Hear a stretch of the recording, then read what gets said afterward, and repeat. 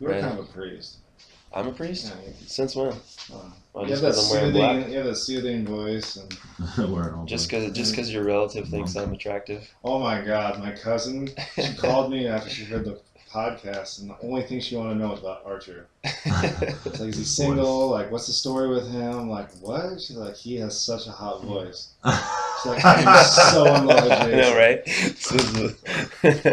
I had no idea someone could sound so smart talking about working out. See if she likes your froggy voice today. I know, right?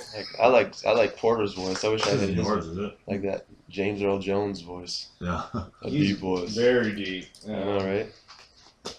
He just sounds like he could lift a car. Yeah, he does, right? Yeah. It's like a guy, man. James Earl Jones. I'm Darth Vader. Right on. All right, cool. So what episode are we on anyways? Is this episode 6 or 7? I think 6 7? Is the last one. 7, episode 7. All right. So here we go. Greetings, everyone. This is Jason Archer, along with Scott Porter and Ken Miller. This is episode 7 of Dogs of WOD Radio.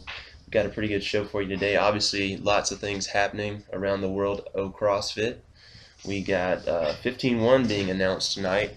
Lots of changes on the horizon for the event.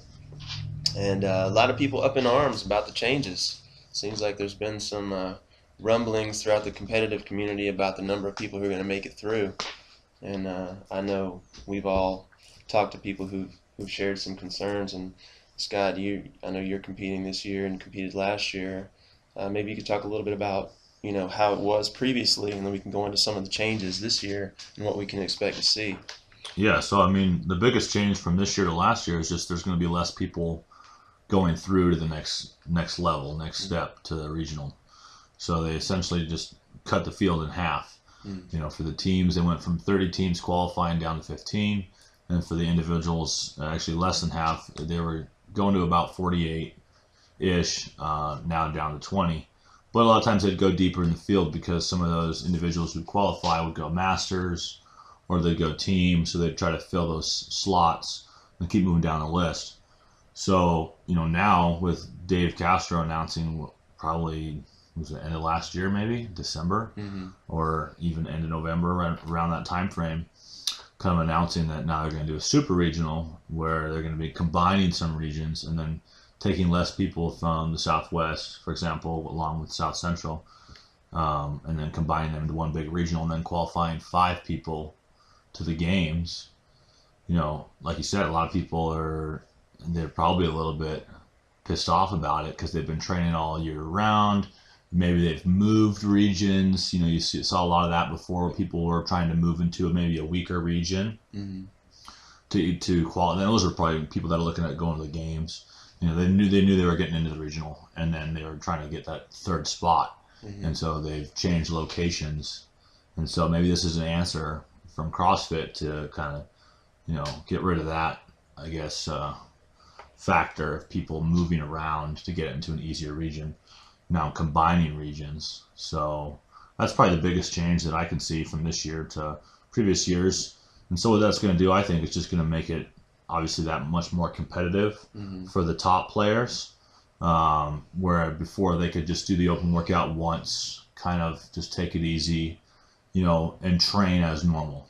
A lot of these people are recovering super fast anyway because their volume is super high and they are very resilient, so they can do an open workout and train as normal the day before and the day after, whereas a lot of us normal mortals have to take 2-3 days of rest. Mere mortals. And then 2-3 days of rest after the workout, and then maybe repeat it just because we have egos and we want to get one more rep.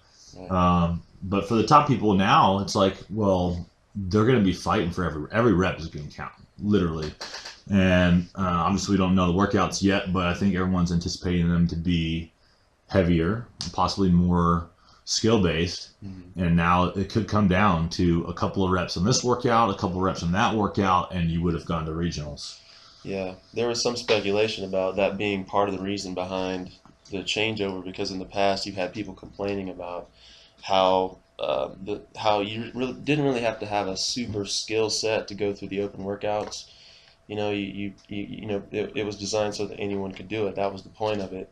And you had competitors complaining about that on a large scale because it included almost too many people. That's right. But I never really understood that logic because I always felt like the competitors were going to go through anyway. Yeah, I'm totally in agreement with you, and I'd like to hear what Ken has to say too. But I'll just quickly say, I think the open format works. I mean, if you look at the people that are at the games, they're the top finishers, obviously at the regional, right? Mm-hmm. But even if you compared regionals across, every single regional, and they're at the highest point for the regional too, comparing all regions into one, and then those same people are at the top of the open.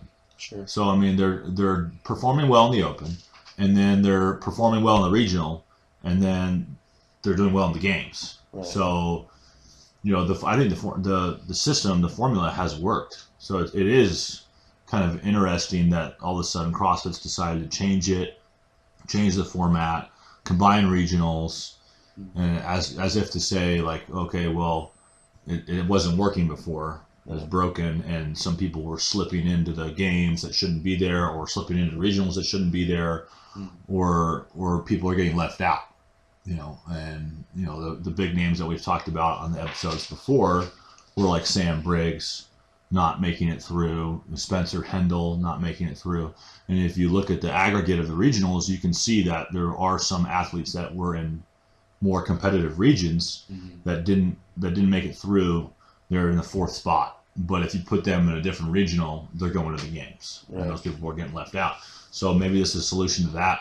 But for changing the whole open structure and now having a scaled division, it is interesting to see how it's all going to work, and we'll find out, with the workouts, how they're gonna be, and how it's going to be different from the previous years. For sure. I mean, I think the specific complaint that I read was it had to do with the formatting of the workouts being too cardio based. So you weren't able to throw in heavier loads. You weren't able to throw in, maybe more difficult skill sets because you actually had to include everyone at some point. But I think the flip side of that argument is like, if it is the first round to the games and you can't get past the first workout, then that's your first step off the podium right there. Yeah, no, I can see that. My biggest argument always with the opens was it was too cardio based. It was like, what was 14-1 was 75-pound snatches. Like my advantages and my strengths is, I can lift heavy stuff, but you putting double unders and muscle ups on, I'm pretty much useless. But big boy killer. Yeah, no, big boy killer. But back to Scott's back to the reorganization. I think it's really good. I know I hear a lot of complaining, but I think for the longest time, CrossFit has been trying to ride the fence. They're trying to have the open as anybody can do it, but they're also pursuing the fittest man and fittest woman on earth.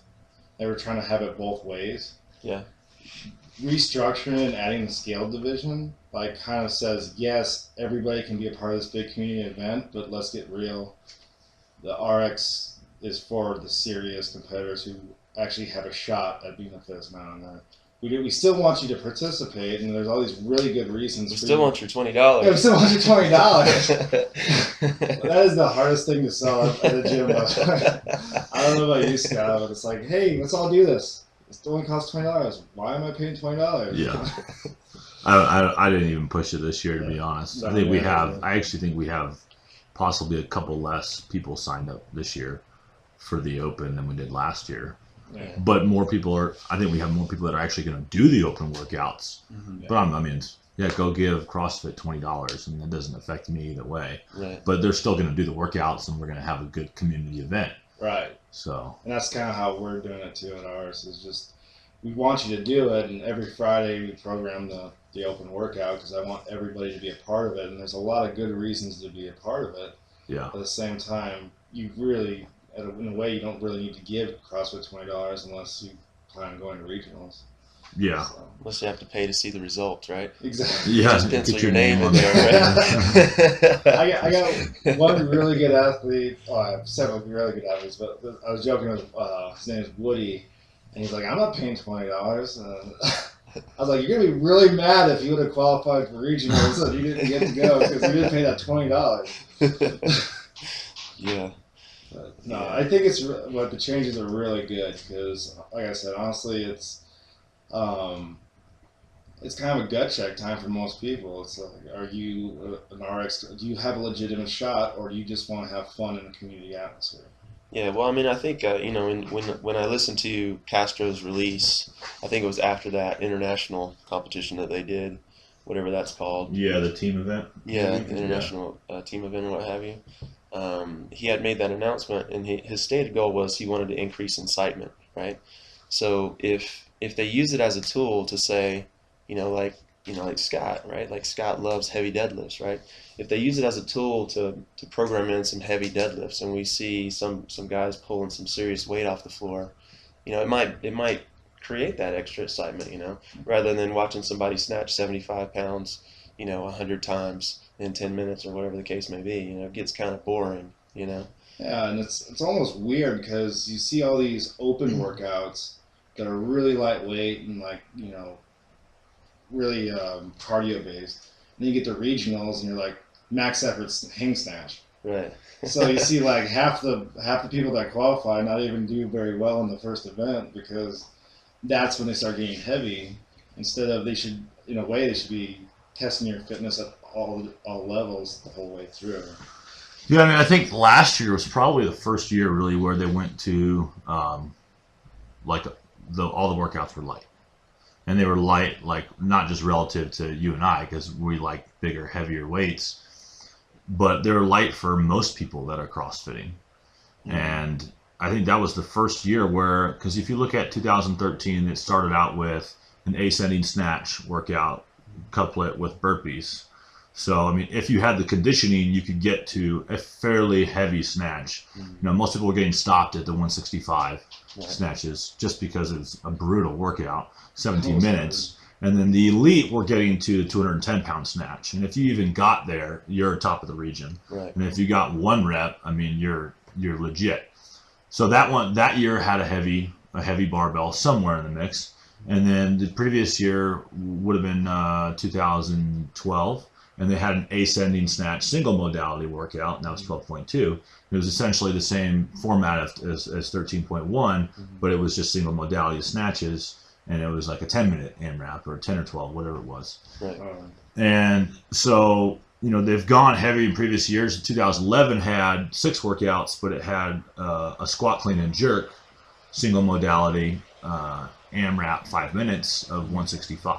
Right. Which is, moderately heavy. I mean, it gets heavy after a few reps. Right, for so, sure. I mean, it's not a maximum test, right. But you've got to have some absolute strength there. And if you don't have any absolute, if your squat, clean, and jerk is 205, 165 for 5 minutes, and you're not getting very many reps, no matter how, conditioned you are. Right. So I really do think that 14 was the year where it was like, there's really no heavy barbells, with the exception of the deadlift. The exception of the deadlift. Well, yeah, I leave that one out because to me it's still not heavy. Yeah, we didn't have to deadlift truck. I hate that guy. To the heavy bar. It's not heavy until there's 4 plates on everything. Yeah, to everybody else it was like, oh man, this is the heaviest, workout ever in the open. But for me it was, after I did the workout, I was like, I didn't even get to the heavy bar. Like, I only got to the 315 bar. I didn't get to 365. And that was a disappointing one about that one, is because the box jumps, you couldn't get to the heavy one. It was step ups. Yeah, well, I say box jumps because I don't want to admit to you guys that I stepped up every time.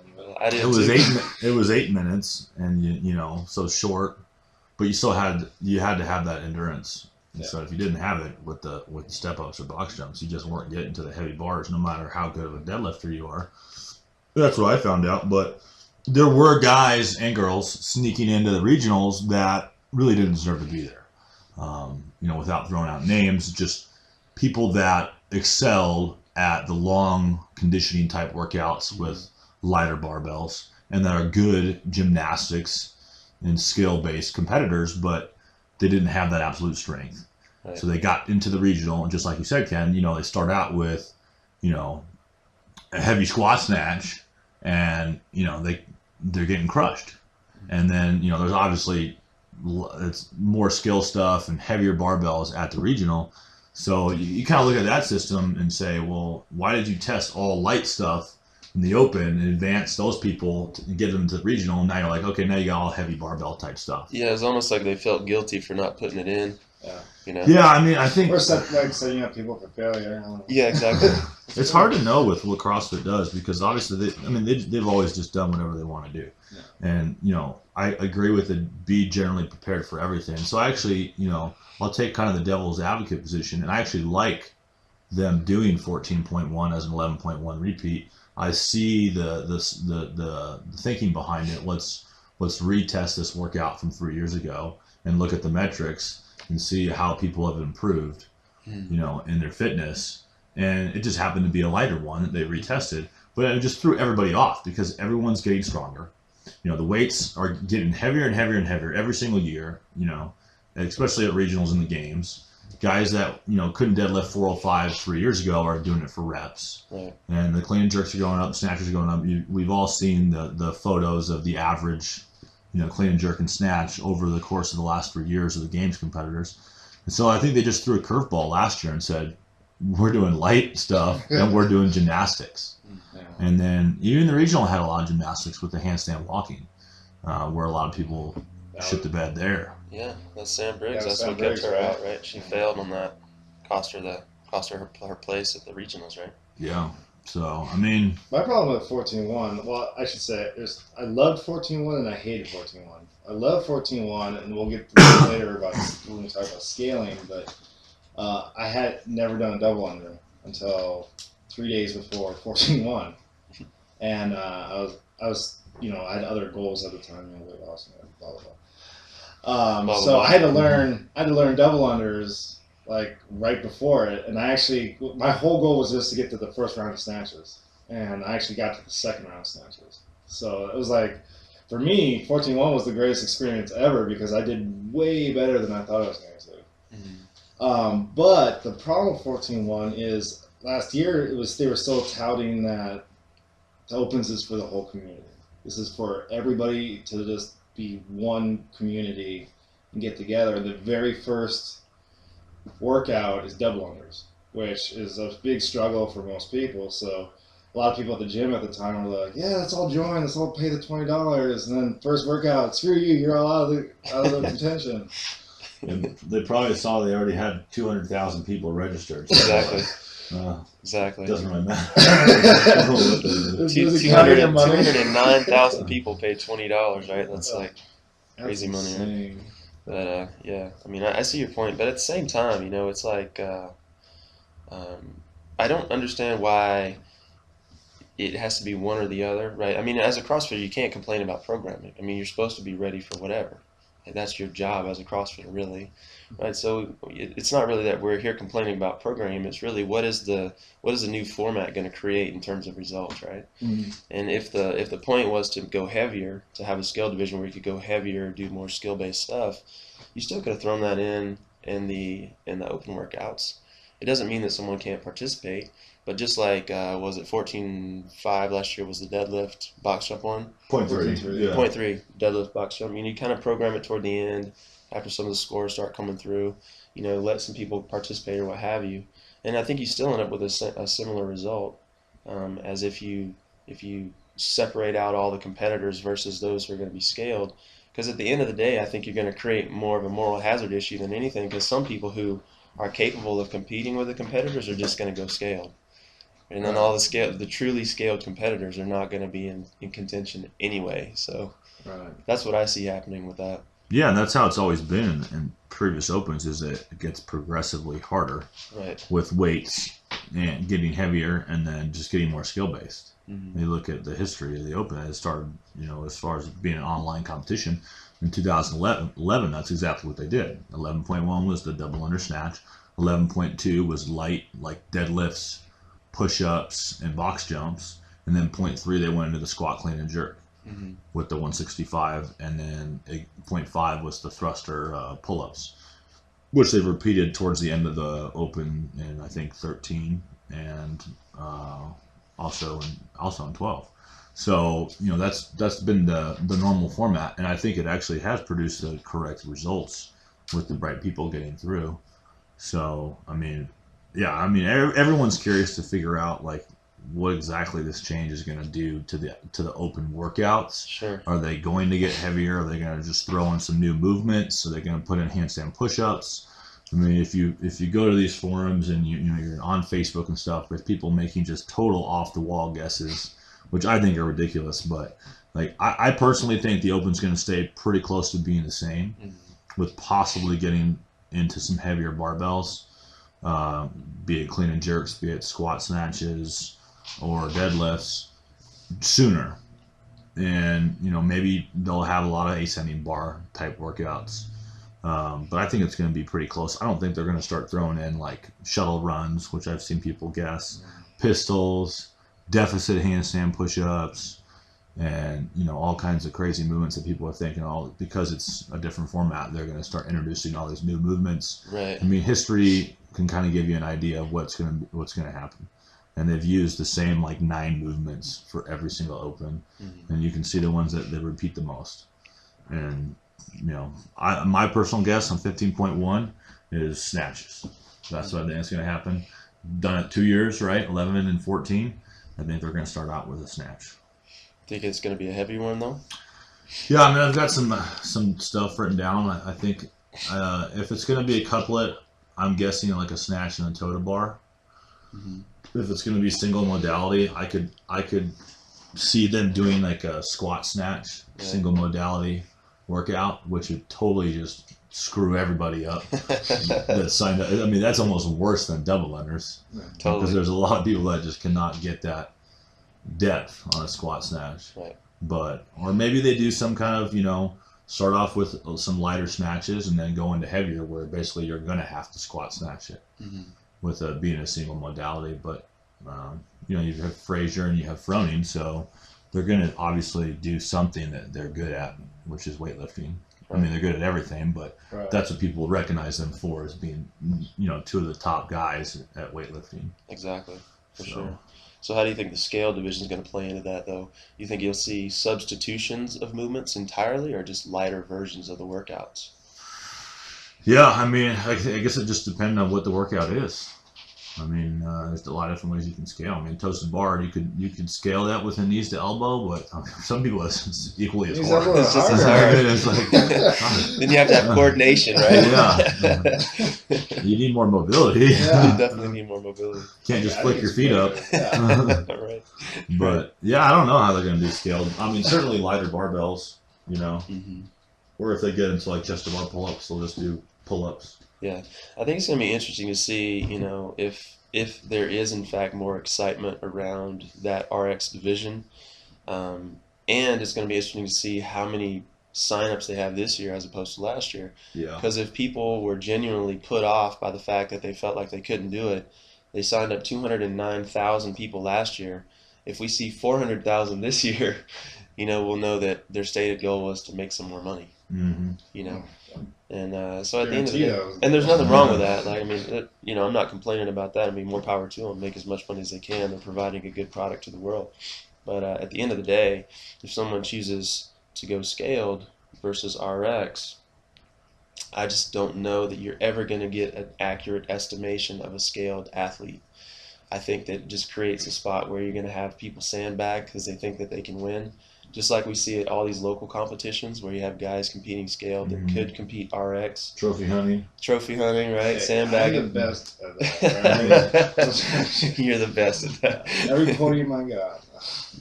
Yeah, I mean, personally, I like the way they had it. I don't really see a need for a scale division. I mean, it's a competition by definition. You want to filter out the worst and arrive at the best performing athletes. I think the scale division defeats that purpose personally. I agree and disagree with you. I mean, scaled is a way for everybody to feel like they can be a part of this. And there's so many people that don't have toes to bar and don't have double unders. And to answer your question earlier, I think the number one thing you'll probably see is from instead of double unders, you have single unders or something like that. And a lot of people like really want to be a part of this, and they like get all excited about it and stuff, but then they're like, I don't know, what's the point, And this is a way for you to be like, no, come do the workout with me. You don't have to do it at this. You don't have to do it. We do it all the time in the gym. Why wouldn't we do it in the biggest thing that we do every year? This is the biggest event next to the games that we do. It's supposed to be all inclusive, you know. And so, why would we scale in our own gym, but not in the biggest in the community, you know, in the world? Well, simply for the fact that I said earlier, I think it's just because it's a competition that's meant to weed out the weak, right? And, you know, that doesn't mean that, you know, people are physically weak or mentally weak, but they're weak in a specific area of working out, right? Like the Open comes every year. You know, if you're working out last year in a CrossFit gym and you knew the Open was coming and you weren't working on your double unders, fuck you. You know, you had a year, you know. And I mean, if you started last month, that's a different story, right? But you have a year to prepare for the next one. And it doesn't mean that you can't participate in all the workouts. It just means that, you know what, you might put up a not so great score on the one that requires a double. And why do local competitions have an RX on the scale? Because it's to raise revenue. Yeah. I mean, pure and simple, it's to raise revenue. Because there's just, yeah, I mean, and, you know, local because lots of competitions, people want to compete. there's more people that are typically signing up for those scaled divisions and teams too, you know, which is kind of a in between scaled and RX as far as the weights and high skilled movements, you know, more about work capacity. But I kind of take almost like a stance between both of you guys. I definitely see where Jason's coming from, and I agree with a lot of what he said. I know from, you know, owning SpartanFit CrossFit and, you know, having our members do the Open last year, a lot of them were pretty disappointed, like you said, when it came out with the 14.1 and double unders right out of the gate. You know, and we don't, I should say, I don't program a lot of double unders into the daily workouts, because the reality is it's a movement that has low return. And I mean, you can spend your time doing something else and get more result than doing double unders and practicing until your shins are bleeding and, you know, buying the next best rope and blah blah blah. I mean, that is really a movement you need to practice frequently to get more skilled at. And so if I'm going to program it, I would probably, if I was going to do that, I would program it pretty much every day for 5 minutes, and it's up to the person to practice it more. But I look at a 1 hour class and I think about what I could be doing instead of what we are doing, and it all comes down to bang for your buck. And if I'm going to spend a whole bunch of time doing double unders and all these silly ass movements that really don't result in fitness for the general everyday, you know, person that's coming into CrossFit, then I'm gonna put in squats, I'm gonna put in deadlifts, I'm gonna put in overhead presses, I'm gonna work on somebody's mobility and their movement quality, versus having them spin their wrists and jump up and down in the same spot. Double unders do get your heart rate up, and it is a good movement. And I mean, when I first started them, I was horrible at them. I mean, I couldn't do one, and I certainly couldn't link, you know, any together after 6 months of practice. And then finally just clicked. You know, I practiced a lot. It was one movement that was holding me back, and I hated them, and I swore them off and was like, this is the dumbest thing ever. We're just jumping up and down and moving our wrists. But at the same time, I was like, why can't I fucking get my double unders, dude? Especially with my wife, who I don't consider to be the most coordinated, but retard strong. And she's got double unders, you know, the very first time. Oh, you just go like this. And I'm like, what the hell? Just knock out 100 double unders. You've never even done them. So for me, it's like a personal challenge. Like, I'm going to get these double unders. And, you know, now that I can do them and mix them in kind of any workout, I can see the value in them if you have them. But if you don't have your double unders and you mix it in a workout, you just slow everything down. Your intensity drops really rapidly. Sure. And it just comes back to, well, you know, if I'm an everyday general fitness person and I'm coming in and I'm spending 15 minutes doing double unders, that's 15 minutes you could be doing something else. Right. Now, coming full circle with it being released with double unders in 14.1, a lot of members are disappointed.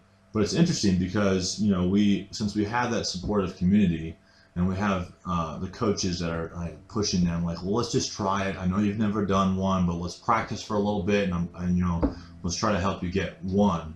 And then you have people getting, you know, one full round like you said, it took the whole 10 minutes to get 30 double unders. But I mean, it was like the biggest accomplishment that they've ever had. Right. And had they never signed up for the Open, they would have never tried. That's right. And so that's where I like, that's why I like not having a scale division, because you get people to try something that they would have never tried before. Yeah, get them And out of if their you comfort do, zone. you give them the easier option, they're going to go for that easy option every time. And then you're going to have the trophy hunters. I mean, shoot, even my wife, who's got muscle ups, can do 4 or 5 muscle ups in a row. She's like, I think I'm going to go scale this year. I'm like, what the hell is wrong with you? Like, there's nobody that's going scaled that's got muscle ups. Shout out to Ariana. And she's like, yeah, but I got a really good chance, I'm like, yeah, but you're still winning the scale division. Like, you're an RX competitor. Everywhere else you compete, you do RX and you do teams. Exactly. That's and she's already thinking about, well, how can I get out of the hard stuff and just do the easy stuff? Right. And that's just like, that's almost human nature. It is. But that's why I like the RX, because it's like you have to try this. Well, and you will PR. Put some work into it, and you'll feel that sense of accomplishment. Yeah, I mean, and no matter what you program, there's always someone who can't do it. For some reason, right? You could program walking, and all of a sudden you're excluding everyone who can't walk. You know what I mean? And I'm obviously using an absurd example, but you could program anything, and there's someone who's going to complain about, well, I can't really do that, or I can only do one every 5 minutes, or, well, all right, it's coming, you got a year, or if you just started last month, you know what, this isn't your year, right? You're working for next year, but if you've been here a year or so and double unders are coming, hey man, get on the stick. If your snatch sucks, get in the gym and start doing some snatches.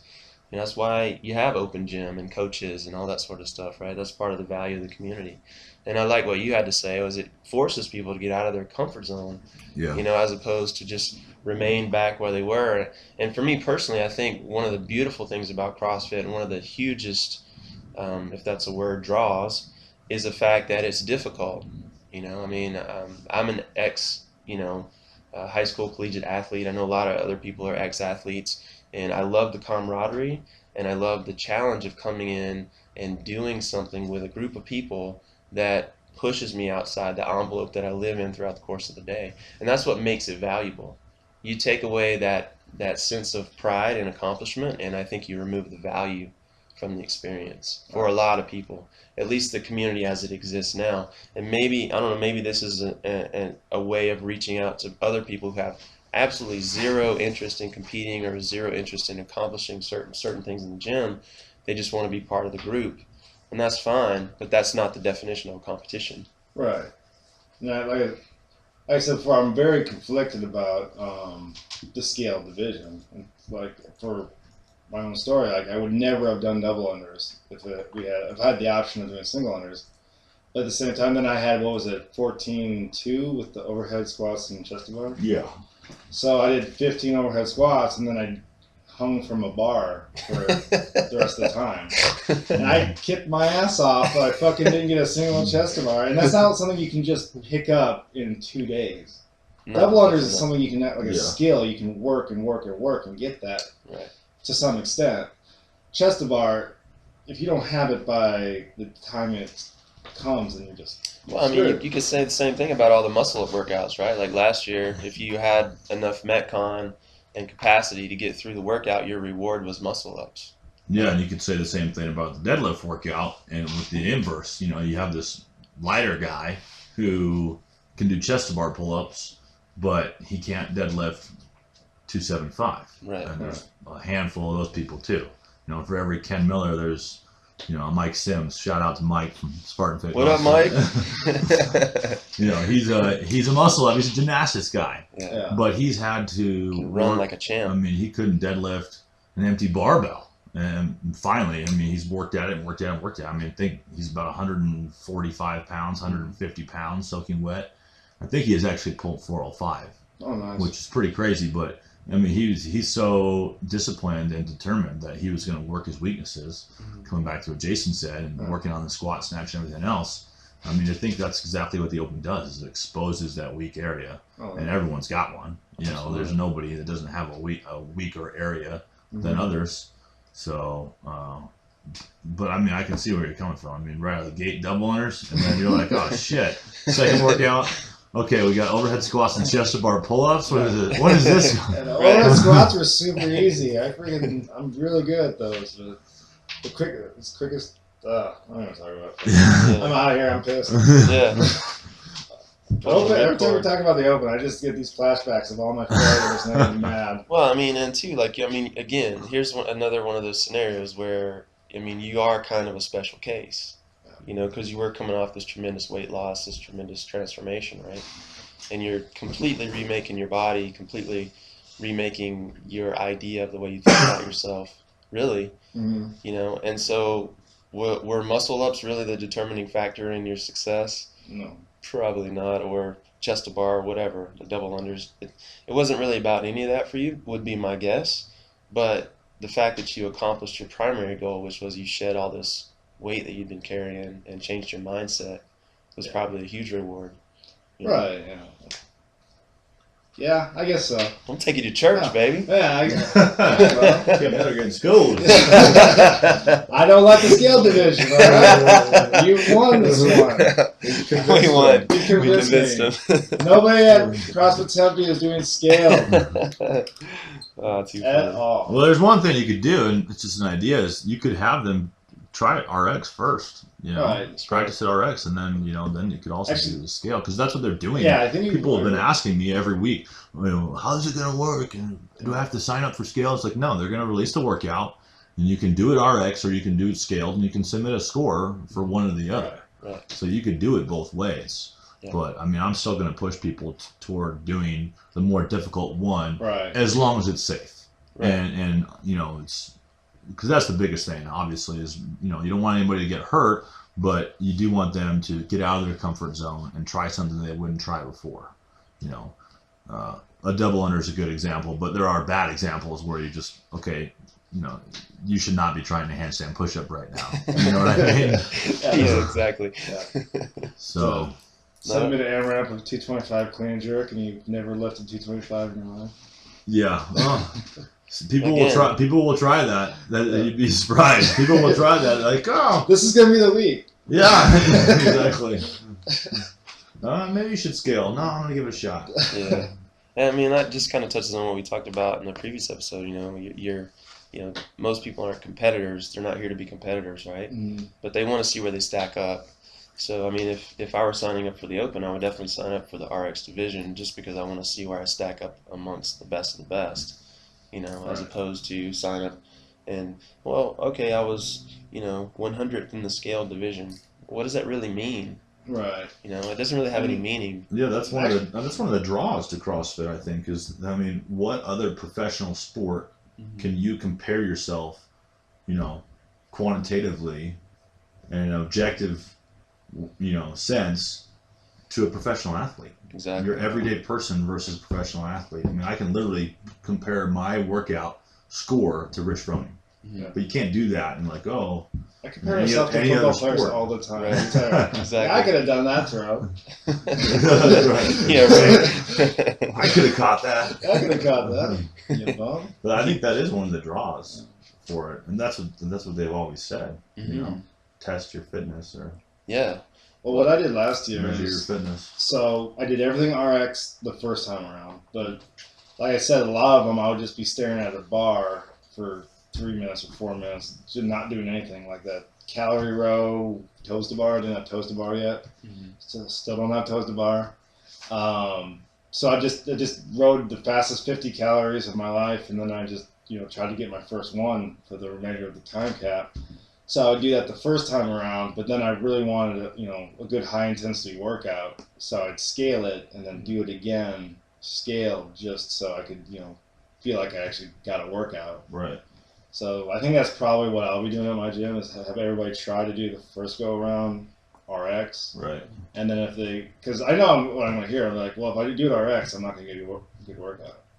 So I'll probably just have them, That's actually true, because that's what I do with our members. You get those people that are so set on RXing every single Metcon that you program, and then they don't get any intensity out of it, right? Because they're moving so slow. Right. And you're like, you would have gotten a lot better workout had you just scaled. Exactly. You know, had you scaled, even if it's 20 pounds or whatever, for example, in a workout like Fran, let's say they have pull-ups, but their thrusters are incredibly weak, and they can't thruster more than, 105 pounds. Well, they probably shouldn't use 95 pounds as RX. They should scale that component, and they'll be able to move faster, and get more intensity out of the workout, which is going to give more results. So, there's people that just, they want to RX everything, no matter what. Yeah, ego kicks in, right? Yeah, one way or another, whatever spectrum you're on, you're staring at a bar, whether it's a pull-up bar or a barbell. And that's either one is bad. Like the whole point of this great thing that is CrossFit is, like you said, high intensity. Like that'd be my only argument for the scale, I guess. Still, if we want to argue about it. Well, I mean, at the end of the day, like just because you're not necessarily ready for the RX version of the workout doesn't mean you can't do what you did, which is just scale it on your own. Yeah. I mean, and that's what a smart person is going to do, who's doing the workout for the benefit of the Metcon, for example, or whatever the purpose of that workout is, right? But when you're talking about a competitive setting, it's a completely different animal, right? Like if you're doing, I haven't really seen a whole lot of this yet, but if they program, for example, say like a deadlift ladder, something that Scott like kills at, right? I mean, he's not doing that to increase his strength. He already worked on his strength. He's doing this to show what he can do under that particular circumstance, right? It's not about getting the best workout at that point. It's about, can I perform? Just like for the Metcons, it's not about, can I get a great workout out of this? It's like, can I perform? Can I perform? Can I get close to that red line and still, when my heart rate's at 190, can I still push through and make my body work? So there's a completely different, I think, mindset that goes into the approach to a competitive workout versus one that's meant to prepare you for a competition. Competition versus training. Right. Exactly. Two different things, right? I mean, you might go, your strategy when you're training might be completely different than your strategy, when you're shooting for a score. Right. You know what I mean? I totally agree. I just know most of the people, at least at my gym, are going to be doing the workouts on a Friday and just looking for the workout. They're not going to be looking to go to the games. So. Right. So that's the mindset why most of I think the majority of my athletes are going to be going scaled, or signed up for scaled already, is because they're doing it to have fun. They're not doing it to go regional. Totally, and there's nothing wrong with that, right? But to like say that you couldn't accomplish that by having just the one division, I think is almost the equivalent of in the modern day youth sports where everybody gets a trophy.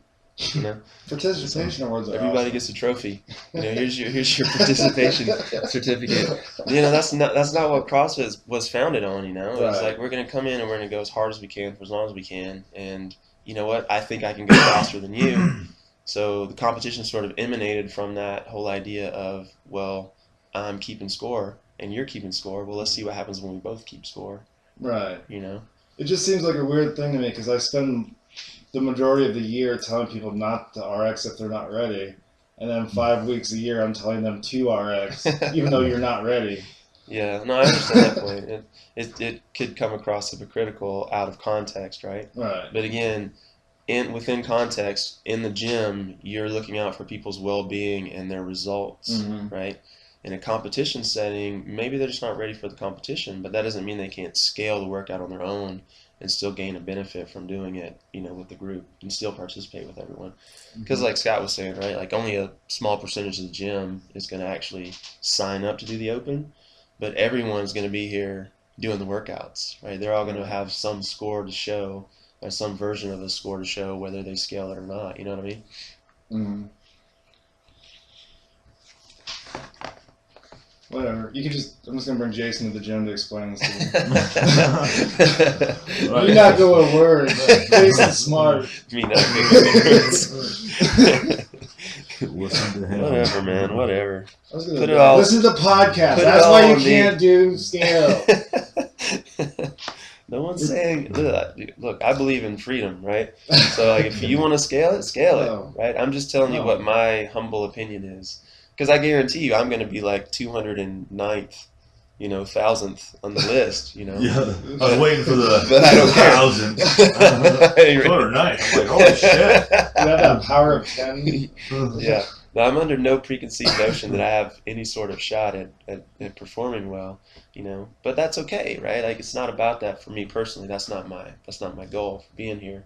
I love the community, and I love the fact that I feel good when I accomplish something, that's difficult for most people to accomplish, right? Yeah. Yeah, I mean, at least for here, I think it just gets a lot of your everyday, regular folks to compete in something that's fun with your own community and step outside their comfort zone. And I think even if they do a scaled version, it's still going to be beneficial for those people because it's something they would never do. And whether it's single unders or whatever it is, or step ups instead of box jumps, you're obviously gonna treat everyone individually and say, I think that you need to scale this workout. I think you need to RX as a coach, and they're still gonna get the benefits of competing and pushing themselves with people cheering them on and supporting them in that endeavor. Whereas it's just regular. It's not training. It's not just a normal workout. Right. This is like everyone knows it's coming. It's on. It's announced Thursday. We're doing it. A lot of gyms are doing it Friday, and it's cool to see people that aren't normal competitors get out there and mix it up. And remember from last year, and we've done like inner box challenges too here, and I've had some of the members come to me and go, "This is the hardest thing I've ever done." I'm like, "Yeah, because you actually achieved intensity. You actually pushed yourself. Right? Yeah. You don't normally push yourself like this in training, like." And I mean, that's the best form of adaptation is you have to get that intensity. And most people don't know how to push themselves to that intensity because it's not comfortable. But when you have that supportive community cheering you on, everybody's doing it, you get outside your comfort zone and you start doing stuff that you don't normally do. And then that's what ends up happening. You're That's like, right. oh man, I accomplished something today. Yeah, peer pressure is real, man. Peer pressure is real. Yeah. Yeah, Oh, no, yeah. I mean, I think that's a great way of describing it, right? But it is about that accomplishment piece. Sorry, I interrupted you. You're gonna say something? No, I was just say, yeah, there's just something about the Open that everybody just gets that a little bit more competitive and pushes themselves just a little bit hard. It is like a competition, People ask me all the time, like, should I compete or should I not compete? Should I just be lifestyle? And I was telling them, like, you're never going to know how hard you can push yourself till you do a competition. Like, you can train every day in a box and you be destroyed, but you won't know what it really feels like to destroy yourself until you compete, especially if you do the Iron Fitness Games. Yeah, there you go. You bastards. He did all the programming. Throw a Don't blame little plug me. in there. Yeah, I throw a plug in. Yeah. I didn't walk right for a week. No, that's But that's what training's for. Training is for competition. Otherwise, you're just a weekend warrior. Yeah. And that's for every guy that's at LA Fitness that's seeing these workouts online and go, yeah, I could do that. Well, fucking get out there and compete then. Yeah. You know? I mean, nobody cares what you do in your own box when it doesn't matter. Yeah. The only time it matters is in competition. And it's good to keep track of your results and your progress and log your scores and log your workouts and measure your fitness.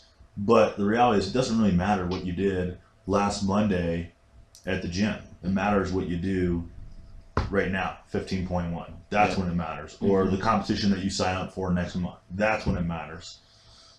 That's the whole thing. For sure. And just for that guy listening at 24 Hour Fitness, those isolation bicep curls in the squat rack don't translate. Neither does the pec deck. The pec deck, yeah, that's right. Back and buys, chest and tries, baby. They will look good at the pool, though. That's right. Look good at the pool. Cool. But yeah, it's even like we were talking last time about 14.5, I think, thrusters and burpees. One of the things I love about the Open is because it actually gives you a benchmark to test 6 months later. You can test your fitness later. But the weird thing is I think it was like 21, 22 minutes the first time I did 14.5, and it was in a group setting with a judge. And I was on the ground for like 10 minutes, like just shaking afterward. I retested it all by myself, alone, and I got like 25, 26 minutes. And my fitness level has improved in 6 months, but it was just, I think, because I wasn't doing it as a competition. Your accountability level went down when you did it by yourself. Yeah, doing it by yourself. You can't really, like, when you're on the ground after the 18th burpee, and you're like, I'm just going to hang out here for a little bit. Do those first 21 thrusters and have a sandwich. At least you're honest with yourself, and you were slower. Whereas most people you get is like, oh yeah, man, I went like 5 minutes faster. Oh, yeah. They're like, well, who judged you? Oh, I did it in my garage. Oh, you got video though, right? Right. Ah, no, I didn't get video. See, the thing with the camera, there's low battery. You know? Camera died. The camera died. Yeah, halfway through. That was a long workout, remember? Yeah, but that's what the Open does, you know. Is the Open gets people outside their comfort zone in a supportive atmosphere, and you know, people are going to come away from it RX or scale. They're going to have a sense of accomplishment, and they get to measure their fitness. Totally. That's the biggest thing. That's the beauty of it, and that's what it's all about. And I guess we're running a little short on time, folks, and we'll go ahead and wrap it up with that. But I think we pretty much beat the scale division to death. Whether you should or shouldn't do it. I mean, the point is just get out there and do it. You know, whatever, you know, in whatever format, you know, whatever capacity you feel comfortable doing it, do it. Don't listen to me or anybody else. You know, it's just all opinion at the end of the day. So listen to yourself and your coach and what they want to have you do. But get out there and have fun with it and participate, whether or not you're signed up or not. It's always a good time to be in the gym. Tons of excitement. You know, you'll see a lot of things happen that probably wouldn't normally happen at your local gym. And, you know, maybe next time when we have a little bit more time, we'll get into what's happening with some of the newer stuff with the team division. They're going to have new state champs and country champs.